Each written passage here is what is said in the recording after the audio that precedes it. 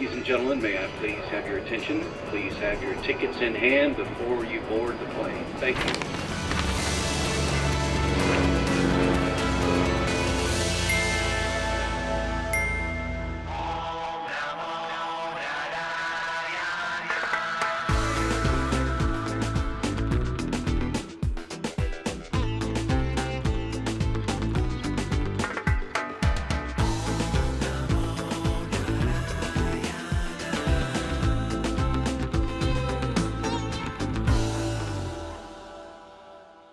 Hello and welcome, I'm Johan Castell and you're watching Wings. What you can see all around me is the festive spirit that has gripped all of India. From Dussehra to Diwali, the festivities are in full swing.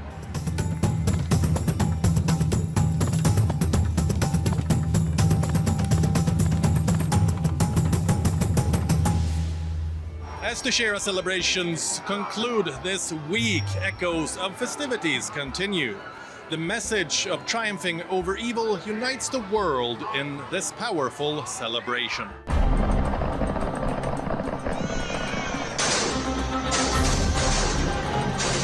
A spectacular sight. Effigies of the demon Ravan being burned across various parts of India. A powerful reminder of the triumph of good over evil. This is Dussehra, also known as Vijayadashmi.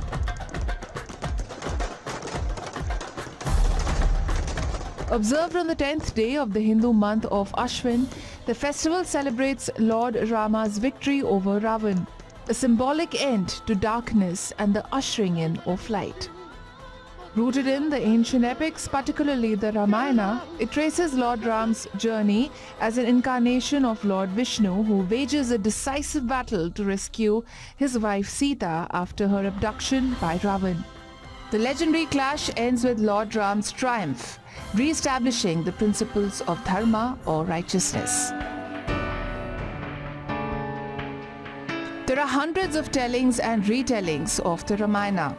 It is a cultural phenomenon that transcends boundaries. This is the historic city of Ayodhya. The second capital of the Siamese kingdom, now Thailand, is named after Lord Ram's capital of Ayodhya.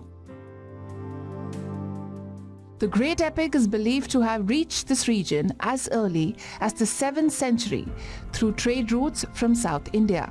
Buddhism was the main religion of the kingdom of Ayodhya, but Hindu scriptures like the Ramayana had a major influence too. Most Southeast Asian countries have a regional version of the Ramayana. In Thailand, the epic Ramayana is known as Ramakien or Ramakien. The Ramayana traveled outside of India. So, for example, there is Thailand, which has the Ramakien. For 400 odd years of Chakri rule, the capital of Thailand was known as Ayodhya, similar to Ayodhya. And the earlier name of Thailand, please recall, was Siam, which is derived from the word Shyam, a word which implies the dusky color of Ram. Interestingly, the institution of the Thai monarchy has its roots in Hinduism and Buddhism. The reigning Chakri dynasty was founded in 1782, and the monarchs from the dynasty are called the Rama kings, after the Hindu god Rama. This group of men are performing the traditional Kecak dance in Bali, Indonesia.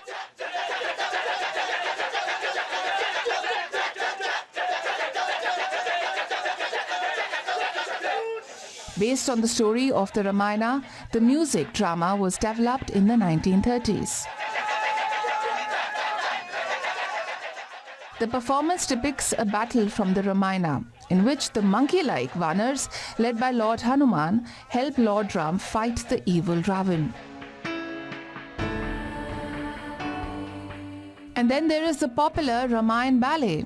Since 1961, it has been performed regularly at the Hindu Prambanan temple on the border of Yogyakarta and central Java provinces.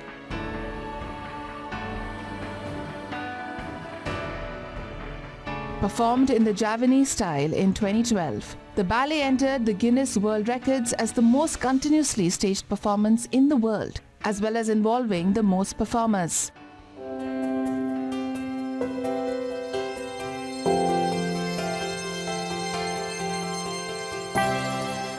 Have you heard the tale of Ravan's daughter, Sovan, who tries to stop Hanuman from building the bridge to Sri Lanka? Instead, she falls in love with him.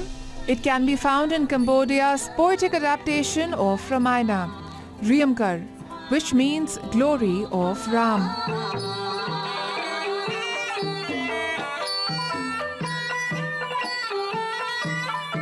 The Riamkar is the national epic of Cambodia. In this version, we have a completely new character also called Sovana Macha, a mermaid who Hanuman meets on his journeys. And of course, Riamkar is not just a literary work, but is also retold through sculptures, paintings, dance drama, including adorning the walls of the great Hindu temple, which later became a Buddhist place of worship, Angkor Wat. Located in northern Cambodia, Angkor Wat is said to be the largest religious monument in the world. Built in the 12th century by King Suryavarman II, the vast religious complex is steeped in history and legend. Sculpted scenes from the Ramayana and the Mahabharata adorn the temple walls. It is a bridge to the past and a famed example of cultural transfer. The epic of Ramayana has been one of the greatest influences not only in India but across Southeast Asia. Durga Puja is never complete without food. This year, too, food was a central part of the celebration, making it not just a tradition but an emotion, tying devotees together.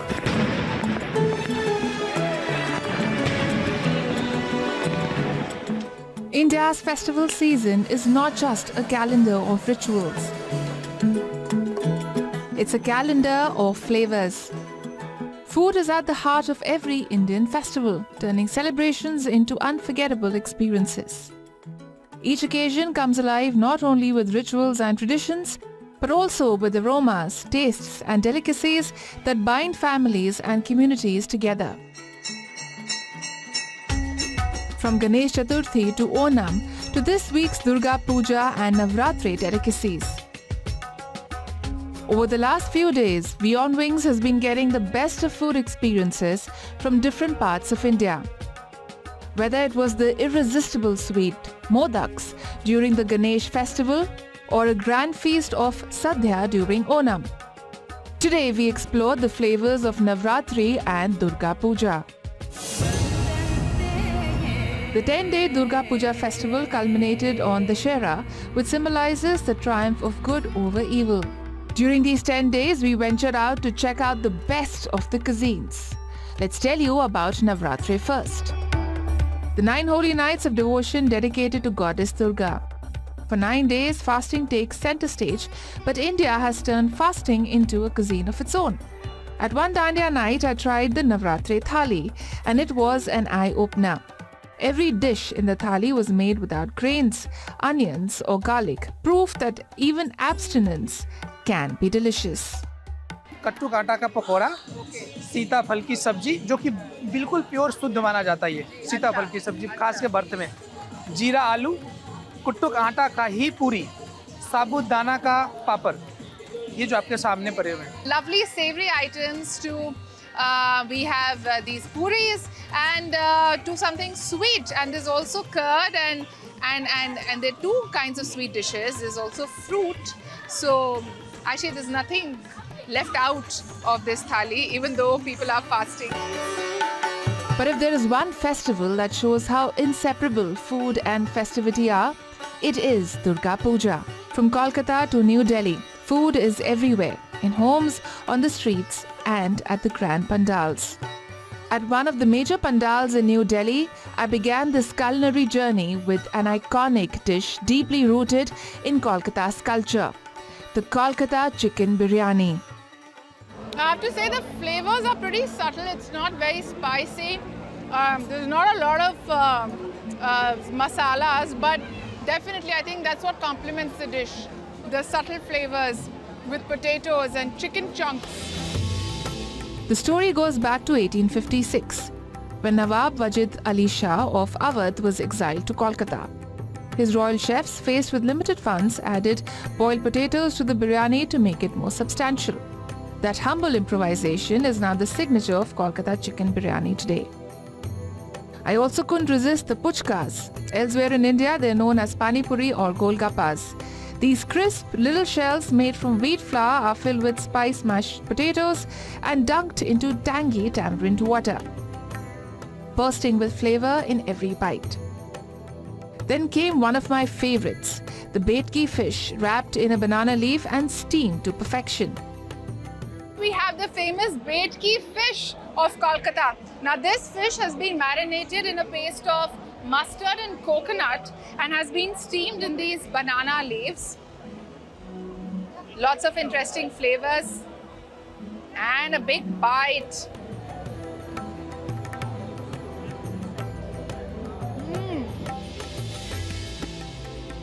And no Durga Puja is complete without the khichdi Bhog, the sacred meal offered to the goddess and then shared among devotees. Over time, what began in households has now become the heart of community pujas. Today, our classic Bhog platter includes khichdi, labra, a mixed vegetable curry, beguni, fried brinjal fritters, tomato chutney, and paesh, which is made by simmering rice, milk, raisins, and sugar.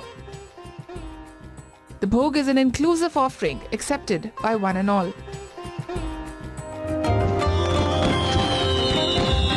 And now India's festive trail is moving towards one of its grandest festivals, Diwali.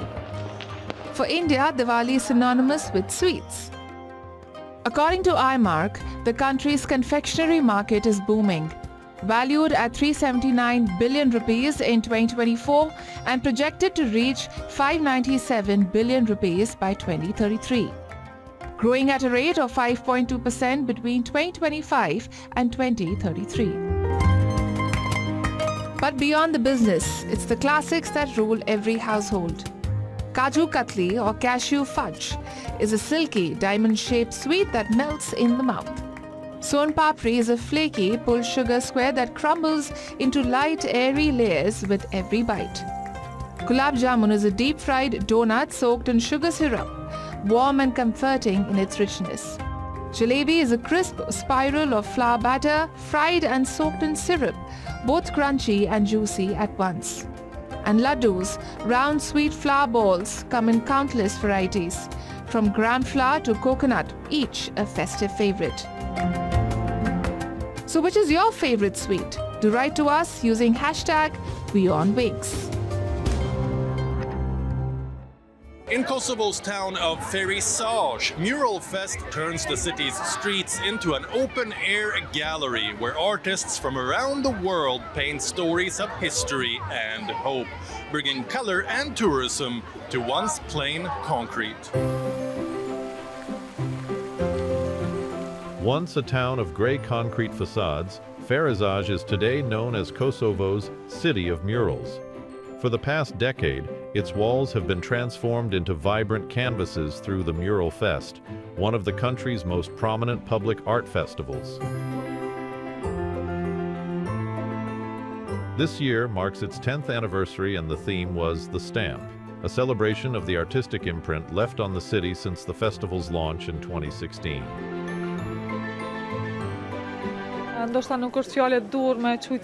Maybe it is not the right word to call the town ugly, but it was paler and gloomy, and now the murals have given this color and this life. Now there is a reason for tourists to come and visit Ferizaj. Now the town is an urban and open gallery, and tourists can arrive and see all the murals in our town.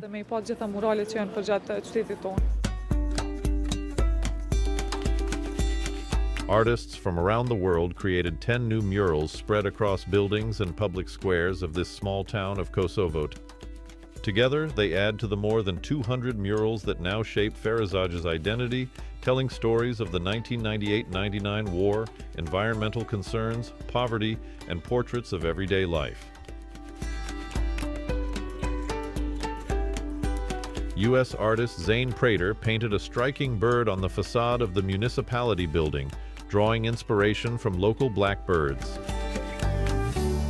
I was thinking about what sort of, in my experience of being here, what left a mark on me, what sort of gave an impression on me. And I remember these blackbirds that were all around the city. It's amazing how with just a little layer of paint you can change an environment completely. So coming in, and it's not, you don't have to change the architecture, you don't have to change so much, but just bringing art into public spaces and giving artists and people the opportunity to kind of bring some color and some vibration into an area. It can make people sort of fall in love with their city in another way and see it in a different way.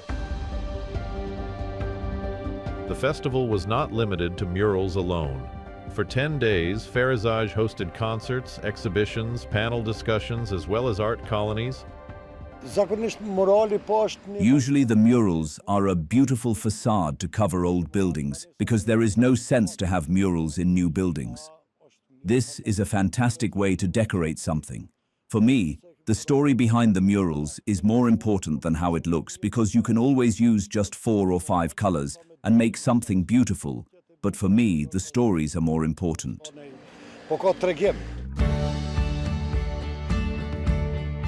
Launched in 2016 as an artistic initiative by Labiba Topali, Pranvera Silemani, and Antigona Heta, Mural Fest has always carried a mission that extends beyond beautification. It uses public art as a voice for social justice and women's empowerment. In 2021, Labiba Topali joined the UN Women Regional Initiative Mural Artivism. Her art piece, What You Sow, You Reap, sought awareness on women's property and land rights, while also calling for the involvement of more men as allies towards achieving gender equality. An open-air gallery spreading colors of hope and joy, Ferizaj continues to attract artists and tourists from across the globe.